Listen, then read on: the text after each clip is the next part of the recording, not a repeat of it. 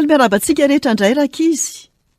Ary faly indrindra indray androany hanolotra tantara mahafinaritra sy mahavariana ho anao. Enoy tsara ary. Abrahama tapany voalohany. Genesisy 12. Vato miteny. Manao karazana fanangonana ve ianao? Ajia, sary vongana kely, sakoa vola madinika. Feno vato ny talatalan'ny Jacques. Hoay! Avy teza ny nazahoanao ireo rehetra ireo? Hitako ty iray ty nandritra ny ditena tendrombohitra. Ary ty iray ty dia apahany kely amin'ny rindriny Berlin. Ary ny ray hafa dia ny dadatoako nitondra azy avy tany amin'ny lohasan'ny mpanjaka tany Egypta. Samy hafa avokoa izy tsirairay. Hafa ny endriny, ny lokony. Mampatsiahy ny zavatsanenako ny akamaroan'ireo vato ireo. Fantatrao ve fa i Abrahama koa dia nanangona vato?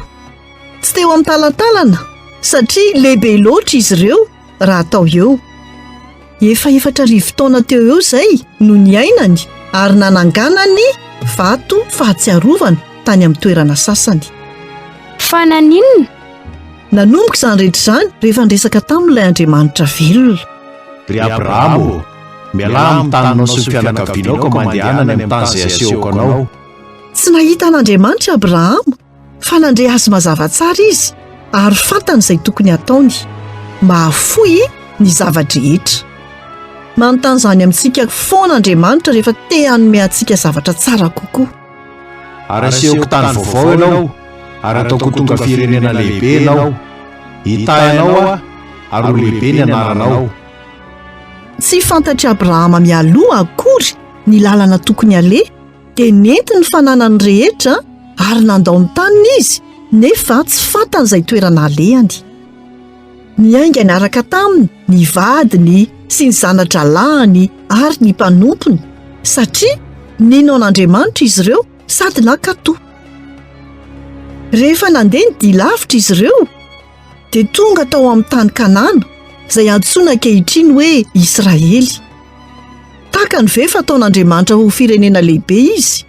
Firenena izay iavian'i Jesosy mpamonjy antsika taona maro aty aoriana. Tao amin'io tany niaviany io dia nandre an'ilay feo mahazatra indray i Abrahama. Omeko ny taranako ao ity tany ity. Natoko tanteraka i Abrahama tamin'izay.